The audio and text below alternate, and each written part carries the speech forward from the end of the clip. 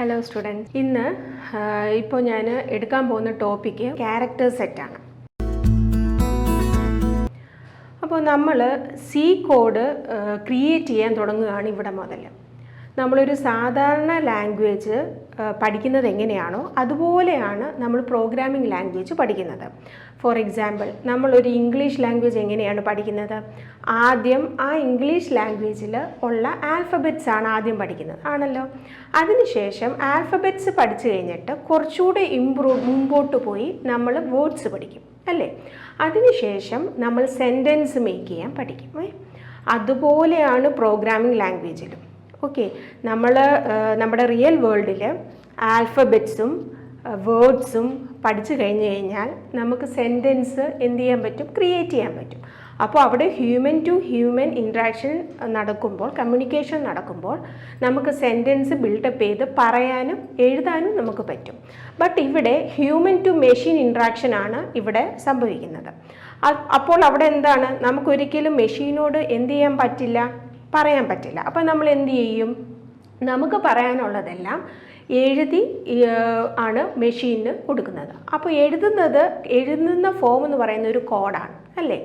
നമ്മുടെ English language പഠിക്കുന്ന പോലെ തന്നെ സി പ്രോഗ്രാമിംഗ് ലാംഗ്വേജും ആദ്യം നമുക്ക് എന്താണ് പഠിക്കേണ്ടത്? ആ കോഡിൽ ഉപയോഗിക്കുന്ന ആൽഫബറ്റ്സ് അല്ലെങ്കിൽ എന്തൊക്കെ ആ കോഡിൽ ഉപയോഗിക്കാം എന്നുള്ള കാര്യമാണ് നമ്മൾ ആദ്യം പഠിക്കുന്നത്. ഓക്കെ, അതിനെയാണ് നമ്മൾ ക്യാരക്ടർ സെറ്റ് എന്ന് പറയുന്നത്. നമ്മുടെ ഇംഗ്ലീഷ് ലാംഗ്വേജ് പഠിക്കുമ്പോൾ ആൽഫബറ്റ്സ് എന്ന് പറയുന്ന പോലെ തന്നെ സി പ്രോഗ്രാമിൽ നമ്മൾ ക്യാരക്ടർ സെറ്റാണ് ആദ്യം പഠിക്കുന്നത്. ഓക്കെ, ഇവിടെ നമ്മൾ 4 ക്യാരക്ടർ സെറ്റാണ് ഇവിടെ പഠിക്കുന്നത്.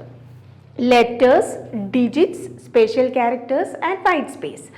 സോ ലെറ്റേഴ്സ് എന്ന് പറയുമ്പോൾ അതായത് ഇംഗ്ലീഷ് ലാംഗ്വേജിലെ പോലെ തന്നെ ആൽഫബറ്റ്സ് എല്ലാം തന്നെ ഉണ്ടാവും. That is A to Z, both capital letters and small letters നമുക്ക് എവിടെ ഉപയോഗിക്കാൻ പറ്റും? സി കോഡിങ്ങിൽ നമുക്ക് ഉപയോഗിക്കാൻ പറ്റും.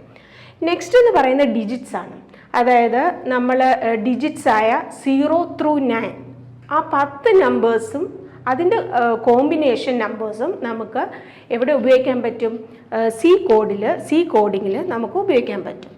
നെക്സ്റ്റ് വരുന്ന സ്പെഷ്യൽ ക്യാരക്ടേഴ്സാണ്. സ്പെഷ്യൽ ക്യാരക്ടേഴ്സ് അതിൻ്റെ പേര് പോലെ തന്നെ ഒരു സ്പെഷ്യലായിട്ട് നമ്മൾ എഴുതുന്ന ക്യാരക്ടേഴ്സാണ് സ്പെഷ്യൽ ക്യാരക്ടേഴ്സ് എന്ന് പറയുന്നത്. ഇവിടെ തന്നിരിക്കുന്ന ഇത്രയും സ്പെഷ്യൽ ക്യാരക്ടേഴ്സാണ് നമ്മൾ സി കോഡിങ്ങിൽ ഉപയോഗിക്കുന്നത്. ഫസ്റ്റ് വൺ എന്ന് പറയുന്നത് കോമ. അപ്പോൾ നമുക്കറിയാം, സാധാരണ നമ്മൾ എഴുതുമ്പോൾ ഒരു ഇംഗ്ലീഷ് ലാംഗ്വേജിൽ നമ്മൾ